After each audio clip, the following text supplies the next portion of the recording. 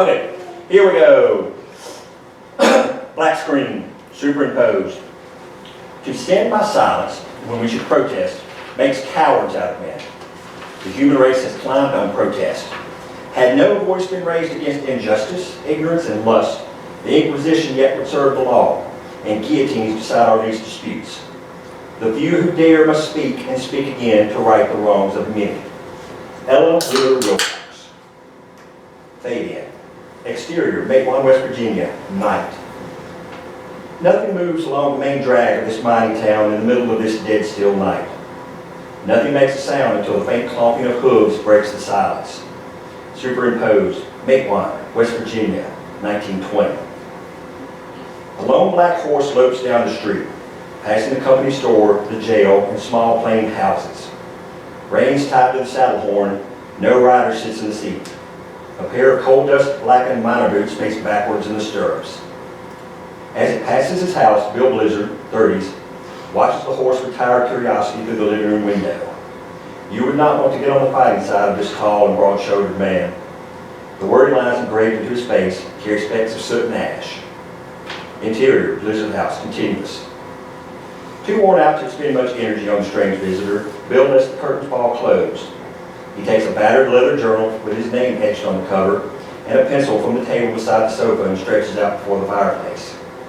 Light from the fire dances across his pupils as he watches the familiar flames. The slapping of the horse's hooves fades into the distance. Flashback, interior, coal mine, day. In 1902 West Virginia, the clap of marching miners' boots echoes back through the mine shaft. Dave, 40s, strides down the dark, cold depths. Young Bill Blizzard, preteen, in ratty dark overalls, apprehensively follows. The whistle of a canary softly rings through the underground world. Keep up, Bill. His soot-stained face illuminated by the flickering flame of his headlamp, young Bill picks up his pace. He holds a hand against his bloody, busted bottom lip. They pass older miners picking and shoveling. Dave approaches a tall, dark-haired man in mid-swing of his pick. Tim, 30s, notices Dave waiting for him. He crashes his pick into the cave wall and leaves it there. As Tim approaches, Dave steps to the side to reveal young Bill. Thanks, Dave. I'll take care of him. Dave exits. Young Bill kicks dirt as Tim towers over him. Show me your hands. I ain't started nothing. I said show me your hands. Young Bill slowly raises his hands. Tim flips the boy's palms over, exposing bruised and bloody knuckles. Keep on like this. Everything's worth fighting. Tim pulls a red bandana off his overall strap and hands it to young Bill. Here, hold this to your face. Tim glowers at him. You only fight for... What's worth bleeding for? I know, Pa. You say that all the time. What's this over? One of the trapper boys is a piece of shit. He caught my overalls on fire with his headlamp. He shows the back of his singed overalls. A little bit of his butt peeks through a small hole. Mom won't be happy about that. Hold your lip. Was it worth it? Young Bill confidently catches his father's eye and nods. Tim shakes his head, laughs, then pulls young Bill into a side hug. You're as hard-headed as them damn union boys that keep coming around. No. If it's worth it, give him help. Back to work and find something to cover your ass. Tim grabs his pick. Here? Young Bill offers the red bandana to Tim. Hang on to it for me. As young Bill heads back up the shaft, silence settles over the mine. The men exchange worried glances. Young Bill turns back to his dad. Tim realizes the change. The canary has stopped singing. He peers deeper into the mine. A sudden rumble starts from farther down. He spins back to young Bill. Run! Pa? The rumble grows. The miners, agitated, start jogging toward the exit. Run, Bill. Get out of here now. They both start running. Interior, mine passage, continuous. They tear up the mine passage and join the large crowd of miners sprinting from the surface. The rumble crashes up the mine shaft. Pieces of the ceiling break off. Young Bill and Tim dodge falling rocks and run as hard as they can. The collapsing ceiling swallows a nearby runner. His legs trapped under the wreckage, he screams in agony. Tim races to him and throws aside debris. Young Bill steps back to help, but Tim shoves him toward the way out. I got it. Keep going. Run as fast as you can. Young Bill doesn't move. Get out, Bill. Now. Run. Don't stop. After one last glance to his father, young Bill races for the surface. Chaos explodes through the mine. Smoke engulfs the coughing and gagging men. Exterior, mine continuous. Young Bill bursts through the opening of the mine into the daylight, darkening with black smoke. He searches everywhere, struggling to see. Wounded miners stumble out of the mine entrance. My pa needs help. He's still down there. Help me, please. Somebody got buried. He needs help. Anybody, please help me. Young Bill squints in the direction of the mine. He steps toward the entrance when a huge explosion erupts, knocking him to the ground. The world goes blurry around him. When he finally regains his senses, he pushes himself up.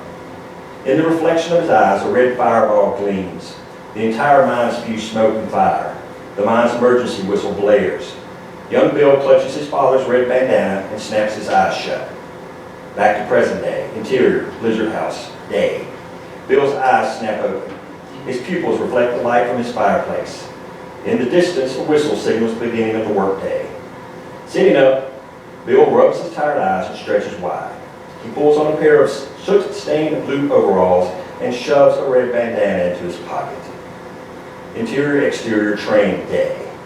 The train speeds through the West Virginia mountains. On board, Bryce Jackson Hamilton, early 20s, a.k.a. Jack Taylor, folds a letter, returns it to the envelope addressed to Bryce Jackson Hamilton, and stamped with the Stone Mountain Coal Company logo, and slides it into his coat pocket.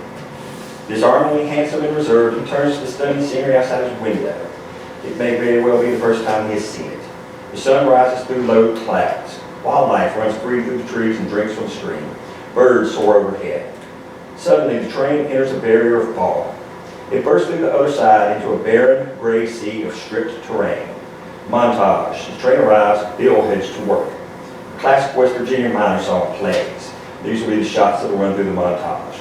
The train passes a temple labeled Stone Mountain Coal Company, with machine guns and searchlights bolted onto its roof. Inside his front door, Bill laces up his old soot-stained brown boots. A small collection of dim yellow lights appears in the distance and grows as the train gets closer. It resolves into the flickering lights from the headlamps of a group of young white, African-American, and Italian miners, none of them over 10 years old, collecting harnesses, ropes, chains, and leather belts outside the company office. Bill shoves an unlit cigarette into his mouth as he buttons his shirt. The train rides along the outside of the company mine. One by one, the young miners climb a steep trail from the office to the portal of the mine. Their lights disappear into the darkness slowly. The train pulls deeper into Matewan, passing rows of miners' houses, all small and identical. Older miners, white, African-American, and Italian, in strictly segregated neighborhoods, leave their homes and head up the muddy road.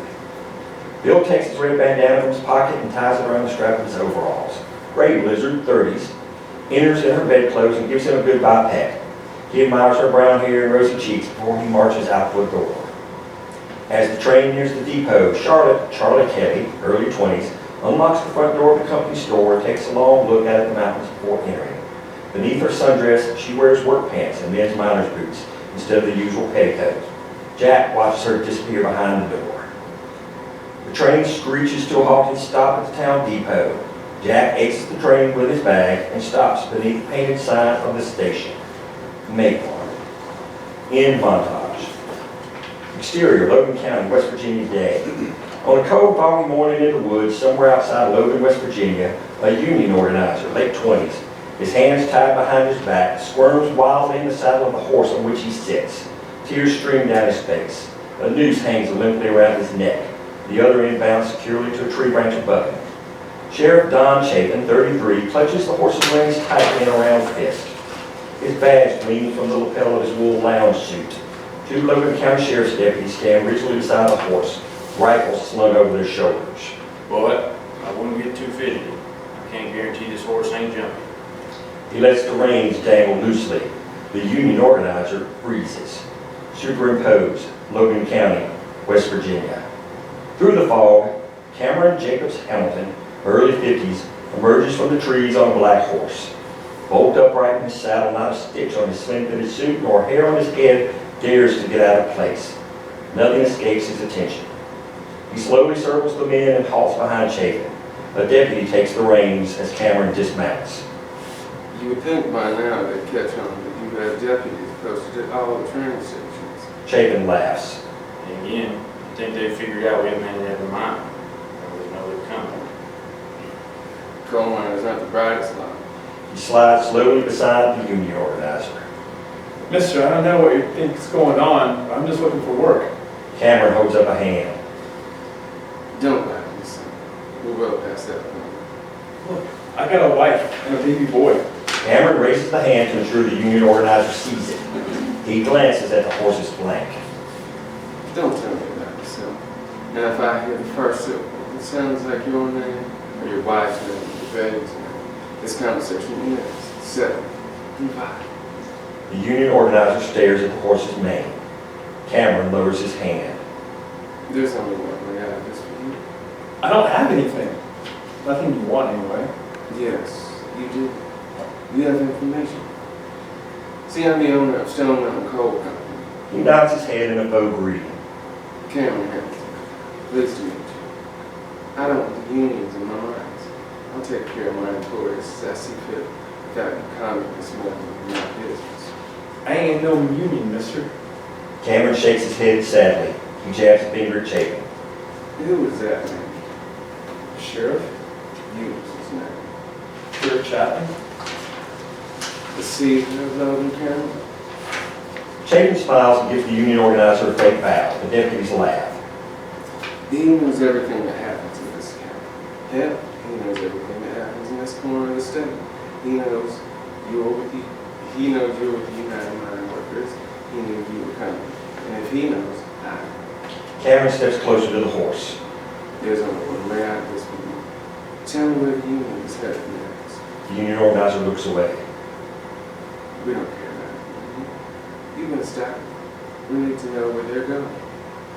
I don't know anything about that. Cameron steps closer, right beside the horse.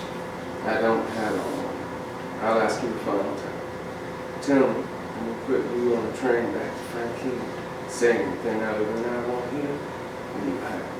The union organizer looks to Chapin. I'll tell you myself. Where's the union Senate organizers? The union organizer hangs his head. Mabel. Cameron nods, then slaps the horse on his flank. It bolts as Chapin drops the reins. The union organizer falls, his neck snapping when he reaches the end of the rope.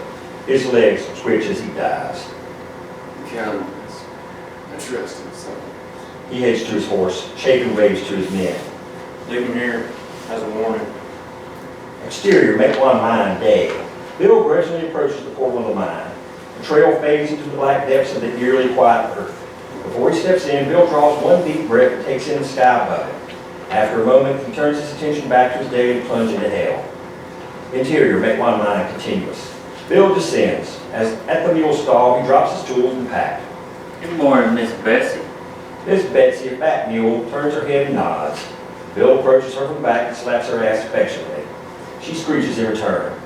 He takes her out of the stall and hooks her to a mining cart. Betsy grunts and looks expectantly at Bill. I ain't forgot. Hang on. He pulls carrots from his pocket and waves them in front of her. Give me a smooch first. He turns his head and Miss Betsy nubs her nose into his cheek. That's my girl. He feeds her the carrots, then lights a cigarette with his headlamp. He jumps on the cart and motions Betsy forward. They descend into the mine. Interior mine continuous. At the trap door, Richard, 12, the trapper boy with messy hair and pants far too large for him, fiddles with a yo-yo as he sits on a wooden box. A cigarette dangles from his bottom lip. Multiple cigarette butts litter the ground at his feet. As Bill approaches, Richard shoves the yo-yo in his pocket and without dropping the cigarette, jumps up. Morning, Bill. Richard? When Bill's cart nears the door, Richard pulls it open and stands to the side.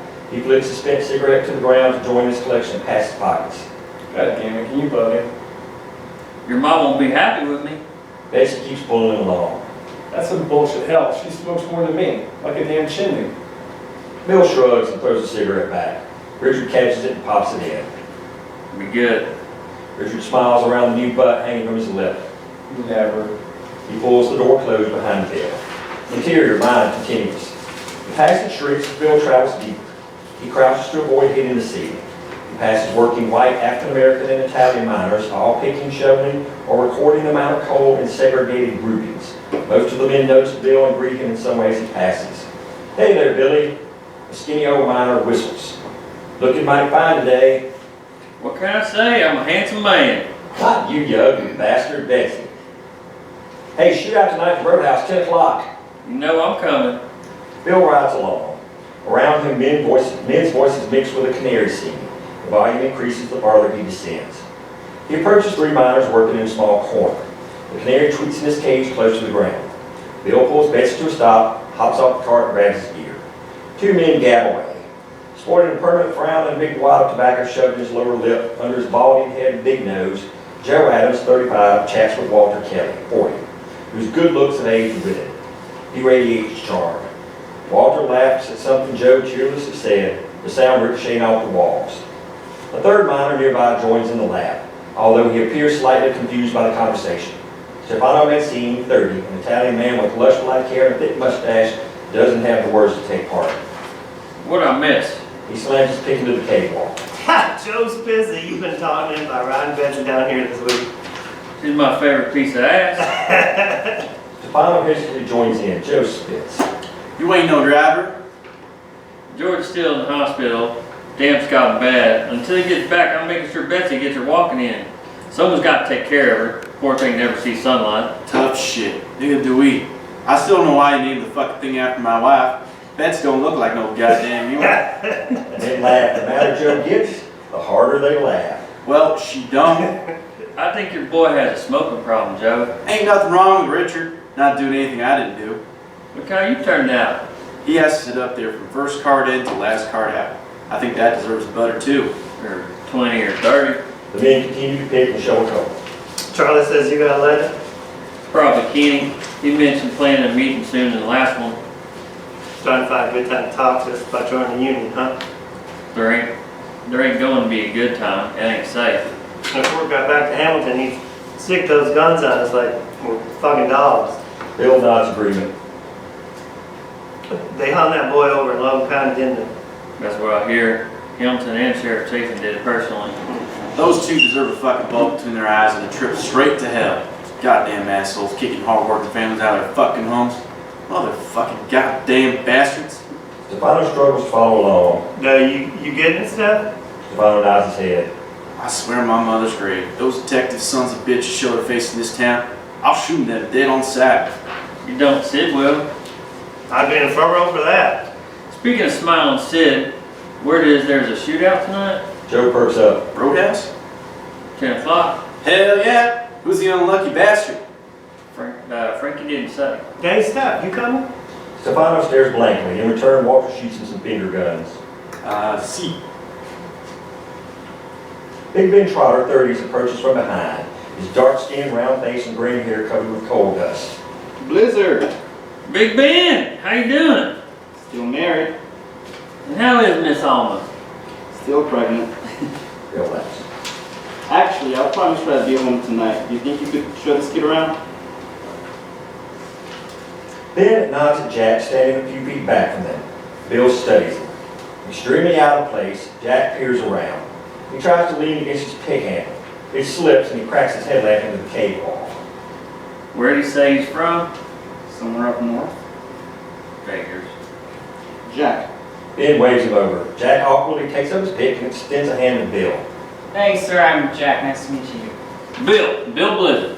With his filthy hand, Bill shakes Jack's spotless hand. First time in the pits, huh? Is it that obvious? Bill cuts a look at Ben, who walks away. You're in good hands here, Jack. Trim the ropes, Bill. Where you from? Illinois, sir. Bill. This ain't the Army. What'd you do before? I was a dandy dancer, sir. Sorry, Bill. I saw an ad in the paper about working in the mines. I figured anything was better than the railroad. You should have stayed in Illinois. Why's that, sir? Kid, I'm just about the farthest thing from a sir you can find. You can call me just about anything else. Bill, Billy, Blizzard, hell, you can call me my man or coal company bitch or, I don't know, Bobby fucking Bumps. I don't give a shit, but trust me, I'm not a sir. No one down here is. Sorry. The way I was raised, it won't happen here. Work you did for the railroad will be a lot like the work you'll do down here. While he talks, Bill muscles up Jack's shirt, making him look like the rest of the men. You work from first whistle until your hands split open so much you can't stand to hold your pick anymore. There ain't no point in getting cleaned up every night. You'll be passed out right after supper and be back down here before you even know what happened. Bill takes out a new pack of cigarettes and offers one to Jack. Well, I don't smoke, Bill. Bill shoves the entire pack in his hand anyway. You do now. He wipes dust on Jack's shoulders, admires his work, and then lights a butt for himself. There's one big difference between your old job and the mines, though. On any given day, there's a variety of things that'll put you in the grave, whether that's a pickaxe to the face, falling down a shaft, poisonous gas, or what we call dams. Goddamn rocks from a cave-in or getting fucking lost and starving. Even getting dead from a damn mule corpse sliding back down the shaft. Just like Carlos. Poor bastard. The rules in these mountains are different. An explosion got my paw, damn near got me. I've seen it all. He slaps Jack on the shoulder. You are now official Stone Mountain Coal Company property. Congratulations, you poor bastard. Bill takes Jack's pick from his hands, where he still has it in an awkward hold. He points out an engraving of the Stone Mountain Coal Company name and logo. They stamp their mark on everything they own. Might as well stamp it on your fucking balls. You don't know a single goddamn thing no more. You don't make a single goddamn dime, it's actually yours. Bill shoves the pick back on Jack's shoulder, but in the right carrying position. You swing a company-owned pick and you load up coal with the company-owned shovel. You shop for all your food and your clothing at a company-owned store and go home to a company-owned house. You belong body and soul to the depths of the earth. No one up there is going to hear you scream or see you sweat. No one will even hear you bleed. Sounds like I sold my soul to the devil. Men laugh ruefully. Whether you die or not, they don't give a fuck. You die, the next day they'll have some other kid on that train take your place. Shit, the company owns the goddamn trains, so you ain't going nowhere.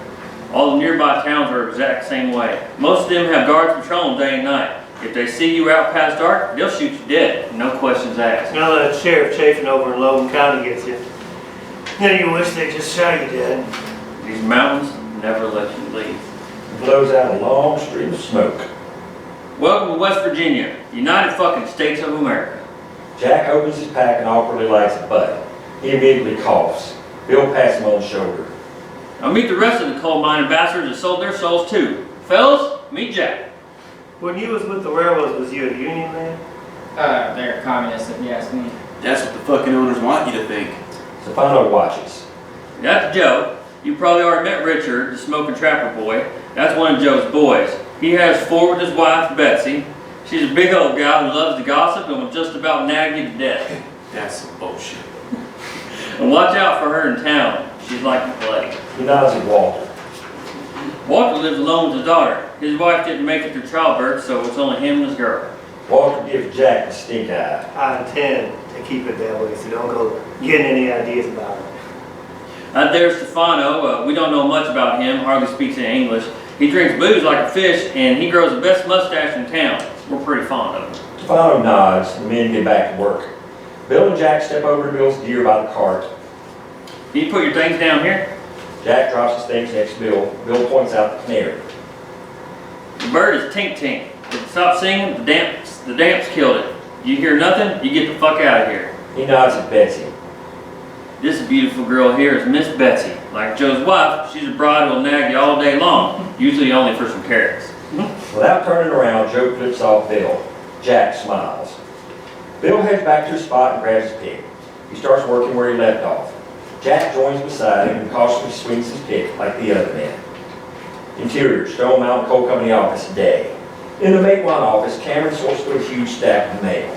Anchored in his desk, a brass nameplate with the Stone Mountain Coal Company logo declares Cameron Jacobs Hamilton.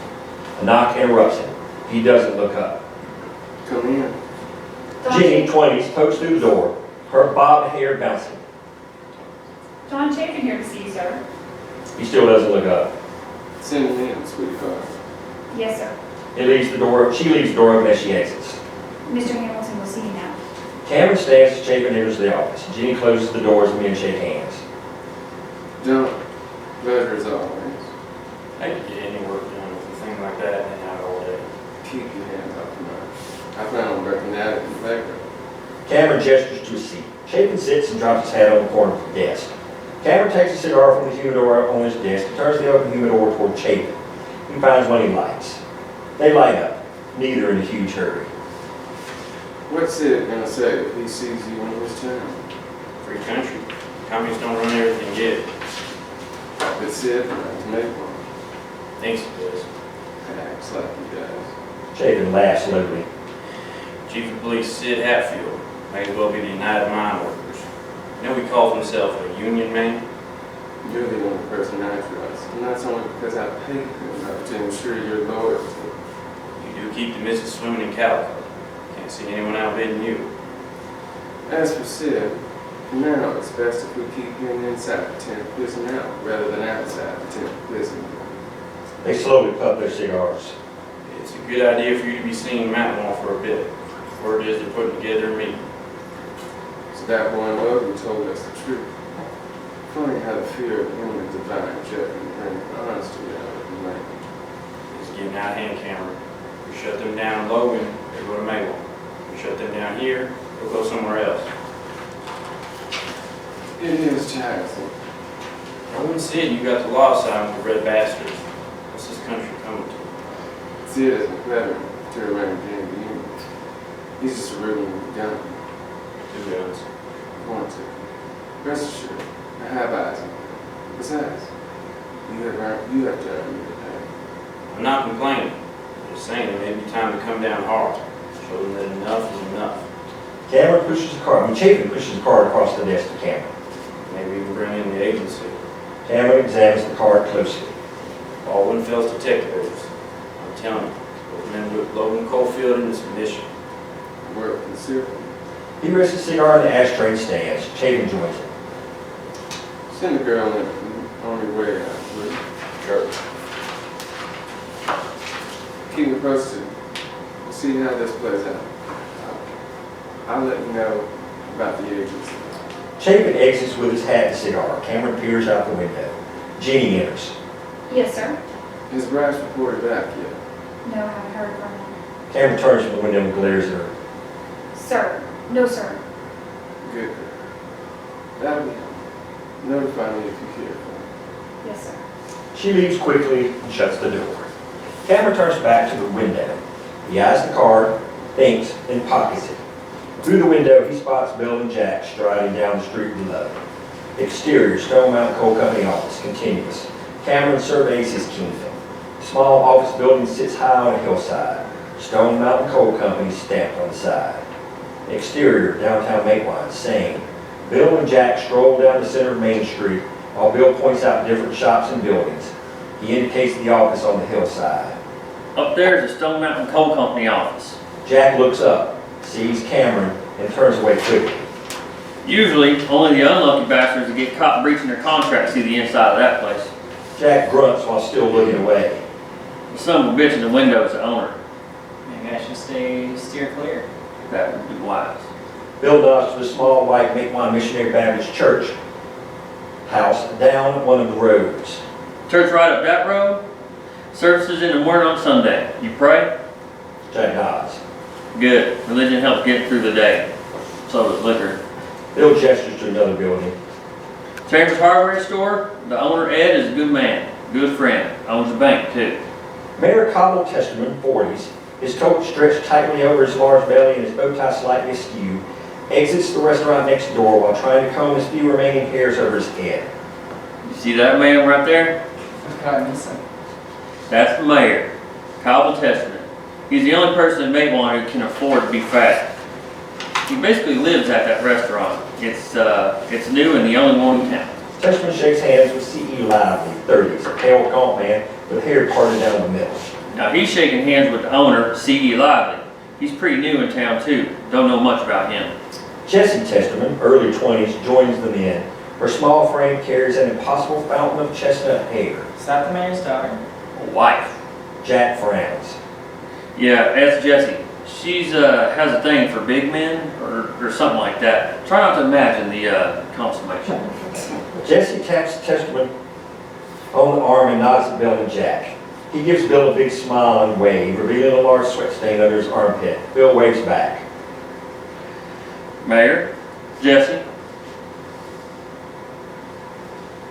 Charlie's looking for you. Headed her way now. Has something for you. So I hear. Who's the new boy? Jack. Illinois, New Mine. Welcome to Maplewood. You better get on over to Charlie. Bill tugs Jack along with it. Down the train tracks, miners at the tipple load the train with the day's coal supply. Two company men behind the machine guns hover over them. Jack smiles crookedly. Is it your birthday or something? Sounds like you got a present. Not that lucky. Just people trying to complicate my life. Really, there's only one place worth seeing on this tour. A beam of light shines off a window and into Jack's eyes. He looks back toward the light and stops dead in his tracks. Charlie stands behind the cash register on the other side of the window of the company store. Her long blonde hair braided into two plaits and a white apron covering most of her sundress. She laughs and hands the small boy a piece of candy from behind the counter. Bill catches Jack's gaze. Put your eyes back in your head. That's Charlie, Walter's girl. Jack's gaze doesn't falter. Bill wags his head. Come on. As they enter the store, Bill pats Dingbat, a big bloodhound lying on the steps in front door. Jack follows suit. Interior, company store continuous. The doorbell jingles as they enter. Clothing, food, and supplies line the store's aisles. Jimmy, 50s, a rough-nosed cuss with long, ungroomed hair and a thick beard, eyes for canned sardines. The small boy waits at the cash register with his mother, 20s. Their battered and beaten clothes hang from their dirty, frail bodies. Please, this is the closest store to us right now. We were told to come here. I'm not sure why they told you that. What happened to your town store? They just closed down for the next 2 weeks. Is there any way? She tries to give Charlie the script money she has. I'm sorry. I'm only allowed to take script from our town. We don't know where else to go. Charlie quickly checks the back office. No one watches them. She grabs something under the counter. I'm sorry, miss, but there's nothing I can do for you. As she talks, she hands cans of food under the counter to the small boy. After a second, he realizes and shoves them into his pants. Bless you. Charlie smiles in return. The mother and the small boy leave. Charlie notices Jimmy waiting to check out. He flashes a smile full of blackened teeth. You running a charity here, sweetheart? Charlie rings up his items. I try to help out when I can, like how I'll have to supply you with soup once the rest of your teeth fall out. Now that ain't like thing to say. I know you ain't got no mother and shit, but ain't your pa ever taught you no manners? Charlie slams some mints down on the counter. I guess not, but he did teach me good hygiene. He chuckles. You're feisty one, ain't you? His eyes go from her head all the way down to her left hand as he passes her script. Still ain't got no old man yet. She gives him a glare. As she turns to get a bag, he grabs her ass. Shame. Watching from the doorway, Jack steps forward. Bill catches him by the arm. Charlie swiftly spins and nails Jimmy in the nose with a straight right, sending blood flying everywhere. Bitch! As he reaches across, Charlie meets him with a shotgun she pulls from under the counter. She cocks it as the barrel's level on his eyes. You would. She pivots the barrels a few inches from his face and unloads one of them. The buckshot peppers the wall. You're fucking nuts. No wonder no man wants you, you fucking bitch. He spits at her and grabs his things. When he spins to leave, he sees Bill watching. Fuck. Jimmy quickly ducks out the door. Off-screen, Dingbat, growling and barking, chases him away. Charlie leans back, shotgun still in hand, smiles at Bill and Jack. Will, 40s, the store manager, runs in from the back. Jesus, Charlotte. Did I tell you about firing the goddamn store? Aim to kill? Will checks the cut holes and shakes his head. And why do I have more goddamn holes in my wall? I like to at least give them a warning shot, Will. Scattershot holes cover part of the wall. Some have been filled, but still look nasty. Fix it, Mr. Charlotte.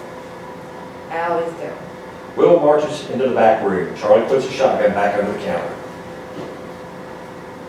Hey, Bill, paw off yet? Bill steps to the counter. He's still working. I've been taking Jack here around town. He just started down at mine 1. Charlie glances quickly over Bill's shoulder at Jack, who examines a pair of boots. She leans into Bill. You got mail from Kitty. She hands him several letters. All the envelopes have been opened. She takes an unopened letter from her apron pocket and quickly slides it under the pile. Bill puts them in his overall pocket. Jack slyly watches the exchange. Jack, Jack quickly returns his gaze to the boots, then looks up. come here. Jack puts the boots back on the shelf. They fall off. He catches them, carefully puts them back, and makes his way to the counter. Hello, I'm Jack. I know that. Charlie. She extends a hand to him. He takes it. Nice shot. He holds her hand for a bit. She notices. So does Bill. 2 things everyone in this town is good at. Shooting is one of them. And the other thing? She slowly releases his hand. Drink and liquor. In no particular order. Bill grabs a chart off the counter.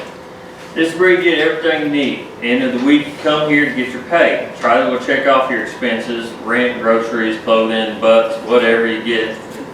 Whatever, you get it all here. She'll give you the remaining amount in script. Bill pushes the chart to Jack, who looks lost. Script is the money the company gives us as pay. She lays the script in the cash register on the counter.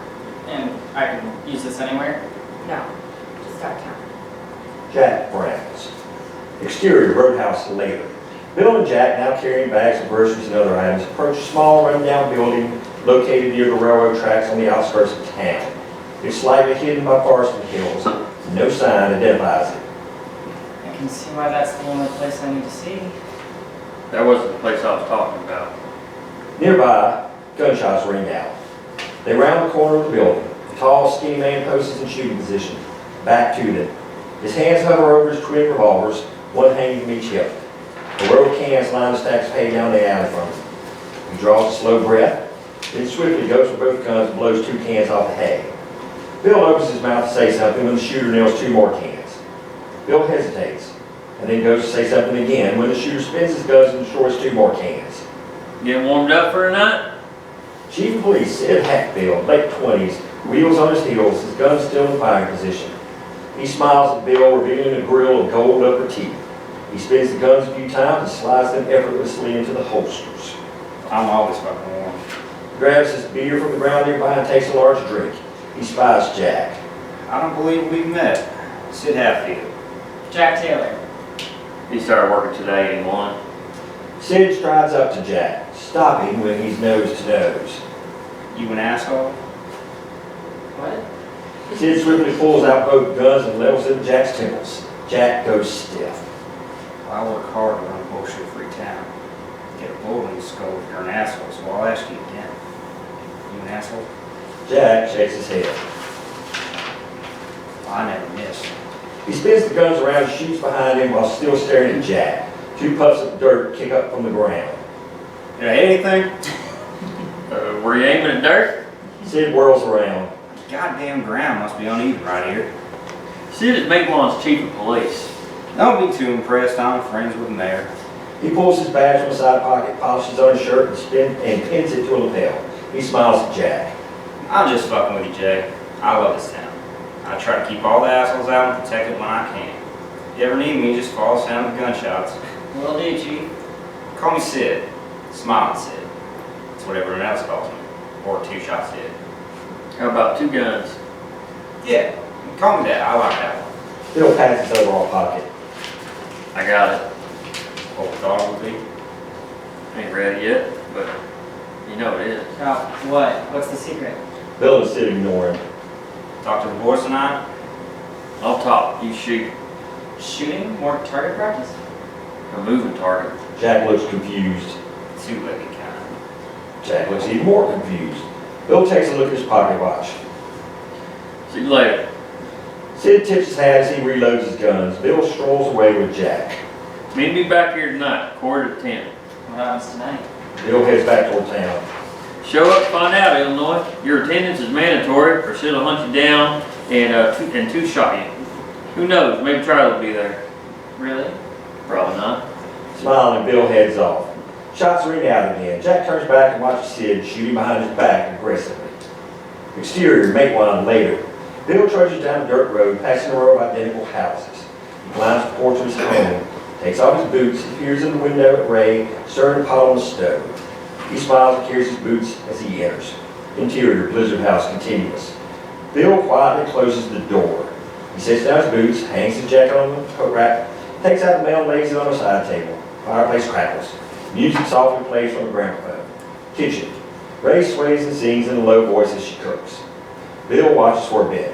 He then sneaks in and wraps her in his arms. She laughs and turns to him. She sings to him with the music. Hi, sweetheart. How was your day? It's good now. Bill spins her and pulls her in for a dance. They start swaying together and spin out of the kitchen. Living room. They slowly dance into the room. Quiet in here. I know. Isn't it wonderful? They dance for a moment in silence. How long we have? They'll be back in a minute. Brag, but romantic. Bill pulls her in for a long kiss. Then he rubs his cheeks over her face, smudgy black soot all over her. She screams and laughs. The door of the house slams open and Margie Ford, her head full of bouncy light brown curls, stumbles in, followed by a mess of short crazy hair sticking straight up from the head of William C. 6. Pa! Pa! He sprints to his father's arms. Bill throws him over his shoulder while the boy laughs and screams in protest. Margie pulls on Bill's overall pockets. Put him down, Papa!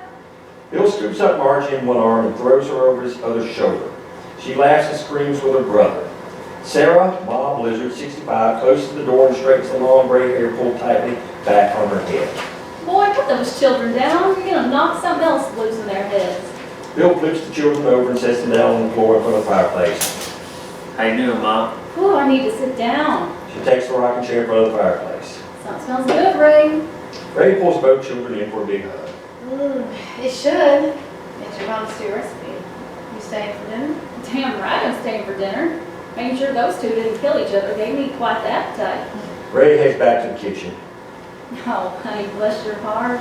Ma points to her face. Ray, embarrassed, wipes part of the black smudge away with her apron. Knocking boots before I got here, I see. I'm not to expect a third grandchild soon. Mom! Of course not. Just asking. Sometimes you don't even plan, and 9 months later you have a surprise on your hands. William C. hops on Ma's lap. A surprise? What surprise? Willie, your father was quite the surprise. She gently brushes hair off his ear. It's so long since that mind took your grandpa. Bill lays a hand on her shoulder. I missed him every damn day. How was Paul a surprise? Well, you see, honey, when a woman and a man... Supper is ready. Interior company store scene. In the light from a colonial lantern, Charlie counts script in the cash register. She deposits the currency in a safety box. The doorbell rings. Charlie stops counting. Cameron enters with a stack of paperwork. Shipping receipts, check out. She starts counting again. Cameron puts the paperwork down directly in front of her. Do I not merit a greeting? She slides the paperwork under the counter without looking up. Hello, Mr. Hamilton. Please, skin. Look nothing but this shop. Charlie places the last stack of counted script in the box, closes it, and pushes the box toward Cameron. Here's the script from today. She folds a piece of paper and hands it to him, looking up for the first time. And here are the numbers on recorded sales. Cameron clasps his hand around hers. He holds it, examining her fingers and slowly rubbing the back of her hand while coming around the counter. You have such fine hands for a minor girl. Luckily, the company hasn't forced picking them. Not yet, anyway. He chuckles. A woman like you shouldn't have to work in those conditions. Any news to report today? No. Cameron takes his free hand and twirls the curls around her face with his fingers. It was an average day. Cameron draws closer. Only that. More than even. Anything in the mail? Nothing in the road. Cameron's fingers leave her curls and travel down her neck and over the top of her dress. She tenses. Her eyes move to the shotgun under the counter. He fingers the bow tied in front of her dress together. We don't have to be here. She turns away from him. He takes the bow between his thumb and forefinger. It's a shame that such a luscious young thing was so tense. Would you like to relax tonight? I can't. I'd rather liquor in my office than to find anywhere else in this town. You know I have to take care of my pa. Maybe some other time. He lets go of the bow. I'll add it to your letter. Takes a long look down her and slowly slips the paperwork from her hand. It will be my pleasure to accept that payment. Smiling, he takes the safety box. You enjoy making it. As he exits, he stops at the door. Maybe we can even look into getting you some new shoes afterwards. Interior, Blizzard house, later. Ray washes dishes at the kitchen sink. Ma sleeps in the rocking chair. William C. and Margie sleep beside the fireplace on the floor. Bill covers them with a blanket and pulls off William C.'s shoes. As he sets them down, he notices the tears wearing through the tops. He takes the letter from his coat pocket. Kitchen. He joins Ray at the sink and starts drying dishes. My shoes are getting holes in them. I saw that yesterday. I'll patch them in the morning before he heads to the schoolhouse. I'll work some extra hours to see about getting him some new ones for his birthday. You're already working 12-hour days, Bill. And I work 14-hour days. We can't keep on like this. They watched him dry in silence for a bit. Got a letter today. District 17? President King wants us to get together for a meeting, asking if we can organize them in. Bill dries his hands and gives Ray the letter. You mentioned finding a date to bring Fred Mooney into town to speak. I don't think it's such a good idea. Ray looks up from the letter. Why not? You know what happened over in Logan County last time organizers from UMW came in? Folks ended up beaten, jailed, and shot. We have something Logan County doesn't. They hung that boy at the Union Cent. We have Sid. There's only so much he can do. When will it ever be a good time, Bill? We gotta take a stand at some point. Things ain't right. If Hamilton found out I was trying to arrange a union meeting, if he found out that I'd signed with the union, I mean, hell, there's a violation of the Yellow Dog contract they forced us to sign. We'd be evicted, they'd arrest me for sure. What would we do then? Sid ain't letting that happen in this town. You're putting an awful lot of faith in one man. I'm putting faith in a whole bunch of you. We can't just do nothing. The pay hasn't gone up in ages. Things keep getting worse down in that hole.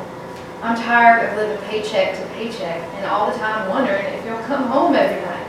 She starts to cry. He pulls her into a hug. You have to stand up for what's right. I'll talk to this man about tonight. Okay. Ray pulls back. I don't want to be like Mom, left with nothing but memories of you. Bill takes the letter. He kisses her softly and slides it in his pocket. Exterior, woods, later. Jack makes his way through the woods. As he approaches the roadhouse, he hears music playing and the sounds of chatter. He enters the clearing outside the building. Exterior, roadhouse continuous. Lanterns light the space. Light African-American and Italian miners, grouped by race, sit on hay, old barrels, and stools outside the building, laughing and boozing. A few of them strum instruments on the old porch, a makeshift bar beside it. Jack takes in the scene, then searches the crowd of men. He finds Bill, Walter, Joe, and Stefano sitting together near the band with a few other drinking miners. As he gets closer, he spies Walter holding Bill's letter. The men lean in and converse quietly. Jack steps in closer. What do you think? We're talking about. Walter hands the letter to Bill. Say we do it. What else do we have to lose? Could cause an uprising on both sides. Fuck yeah, bud. Even more reason to pull the trigger. A few of the men laugh. Talking to fit tomorrow? Bill nods and puts the letter in his jacket pocket. He takes a swig from his beer, sees Jack, and waves. How y'all doing? Pull up some hay. Walter yanks a nearby bale of hay over Jack, who sits. One drink. Sure. Give him some of that. Bill gestures to the jar resting in front of Joe. Joe grabs a nearby mug and pours Jack some. Jack takes a swig and coughs. Jesus, what the hell is that? The men laugh. Joe makes it himself. No kidding. On my back porch. Put some hair in your chest. Go on, take a real swig. Jack takes a longer drink. Joe pats him on the back, laughing. What is this place? Used to be a roadhouse restaurant years ago. None of the travelers in these parts. We're not business. We probably come here too much. Tonight's special. We got a shootout. Let's say, Sid marches out into the clearing, wearing his chief of police uniform and hat, his gun strapped to both hips. The crowd goes quiet. Fripp, mid-20s, gun strapped to his hip, strides out from the crowd and faces off with Sid. You know the rules, Fripp. Once we start, there's no stopping. In response, Fripp pushes his shirt back from his holster. Sid grins. Let's dance. They both go into position. Fripp's hand hovers over his pistol on his right hip. Sid's hands hover over each revolver at his sides. No one in the crowd speaks a word. Jack looks around nervously. no, wait, what? Bill holds up a hand quietly. Jack looks on in terror. The two men stare each other down for a long moment. Fripp's fingers twitch. Sid sees the movement. They pull. Shots echo through the town. Fripp goes down with a thud. Sid stands, two pistols out in front of him. He spins them around a few times and slides them into their holsters. Fripp lies motionless on the ground. The men wait in silence. Jack stares in shock. After a moment, Fripp wiggles slightly. He pulls open his shirt, revealing the bullet lodged into the cast iron plate that covers his chest. He thrusts the thumbs up into the air. The crowd explodes with cheers. A few men help up Fripp. Another man brings him a shot. Everyone breaks out into conversation again. Jack sits dumbfounded. You didn't think we'd let Sid murder him, did you?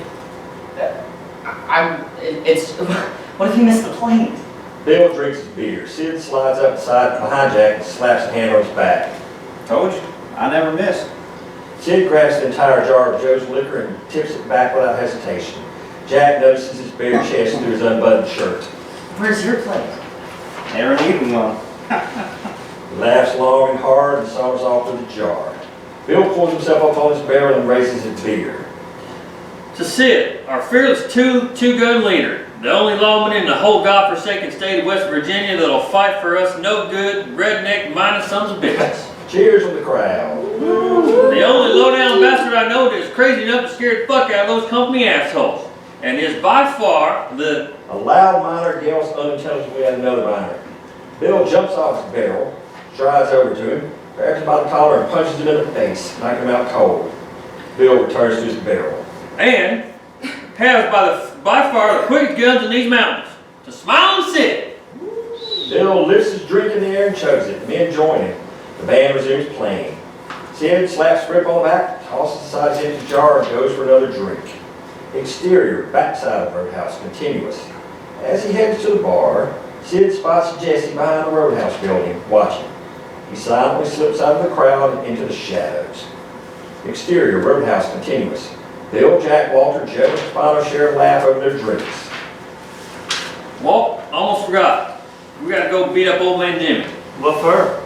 Grab Charlie at the store today. That son of a bitch, where is he? Haven't seen him yet, but he's here somewhere. Where else would he be? He's over by the drinks. In the bar area, Jimmy holds a bottle to his lips. Walter quickly glances up to a nearby hillside. Jack follows his gaze. Charlie watches it from above. Walter chugs the last of his drink. All right, let's go. Bill drapes his jacket over his barrel. Watch this, Illinois. We'll be back.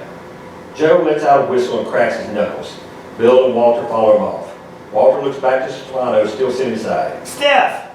Walter punches his fist into his hand. Stefano gets up quickly and joins them. Jack eyes Bill's jacket and then fixes his gaze on Charlie. Exterior, hillside, moments later. Jack comes up the side of the hill and spots Charlie. She looks down on the party below, D-Mac beside her. Jack steps on a twig. D-Mac growls. Charlie calms him without looking up. Ever sneak up on anybody? You gotta shoot me? Shotguns at the store. She watches him approach. Hey, we met earlier, remember?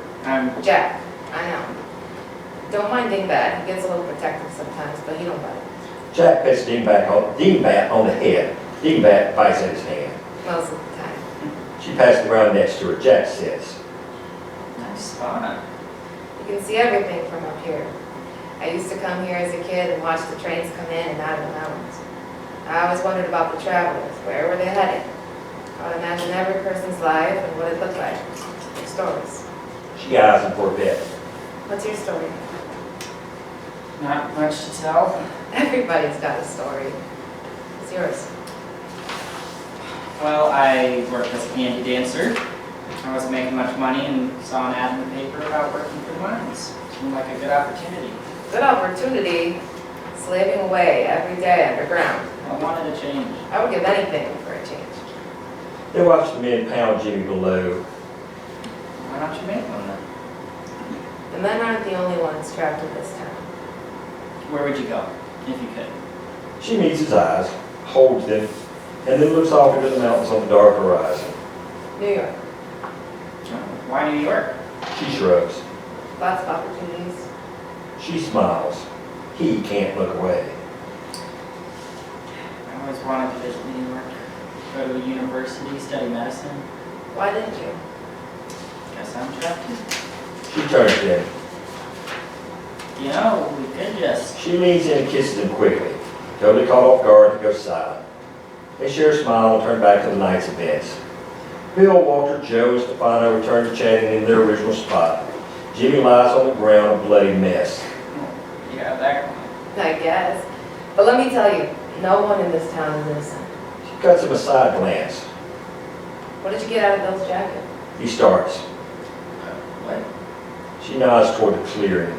You got something out of Bill's jacket before you came up here. No, his buds are falling out of his pocket. I just put it back. Looked like you took one. Maybe I took two. Mama? Not just yet. Exterior roadhouse continues. Sid and Jessie kissed passionately, her back pressed against the wall on the backside of the roadhouse. She got to keep them drugs up. He kisses her neck. Nothing gets me going like you. He runs his hands up her thighs and hips, pulling her skirt up with it. She's not wearing anything underneath. Looks like I'm not the only one ready to go. She breaks away, pushes him back, and undoes his pants. He holds his arms akimbo and lets her have her way. Leave the guns. She spins around and puts her hands against the wall. Sid smiles. Exterior, hillside, same. Charlie and Jack watch the action from above. Is that? Oh, yeah. Do they know they aren't exactly in? More than likely. Sid loves the show. Looks like she's enjoying it too. But she's married to... The mayor, yeah. It's not like Sid is a one-woman man. Jack nods. Like I said, you see everything from up here, and no one in this town is innocent. Interior, blizzard house later. Bill stumbles in and hangs up his jacket. Kitchen, he rinses the blood off his knuckles in the sink, thinking as he does. Flashback, interior, coal mine, day. Young Bill slowly raises his hands. Tim flips the boy's palms over, exposing bruised and bloody knuckles. Can't keep on like this, son. Not everything's worth fighting. Back to present day, kitchen. Bill wipes his hands with his red bandana. Bedroom, he opens the bedroom door. Ray sleeps with the children in her arms. He slowly closes the door. Living room, he pulls off his boots and sits in front of the fireplace. He looks back to his jacket. He takes it down and reaches in the pocket. Nothing. He checks each section of the jacket and passes down his pants pockets. Nothing. The letter is gone. Interior, Finer House, same. A fireplace crackles in a bare living room. A small stack of letters addressed to Bryce Jackson Hamilton rests on the table. Stone Mountain Coal Company logo brands each. A hand flips Bill's letter around a few times. It moves to toss the letter to the fire but stops. Jack takes the letter from the envelope, the fire reflecting in his eyes as he reads. Exterior, hillside, later. The shootout having ended long ago and Jack having left, Charlie enjoys the late night air alone. In the distance, barely in her eyesight, movement catches her attention. The lone black horse lopes down a dirt road. The coal dust blackened miner boots facing backwards in the saddle stirrups, its only company as it continues its journey through the night. Charlie watches the strange visitor disappear into the fall-covered trees. After a bit, she stretches and heads home in the moonlight, Dingbat by her side. Fade out.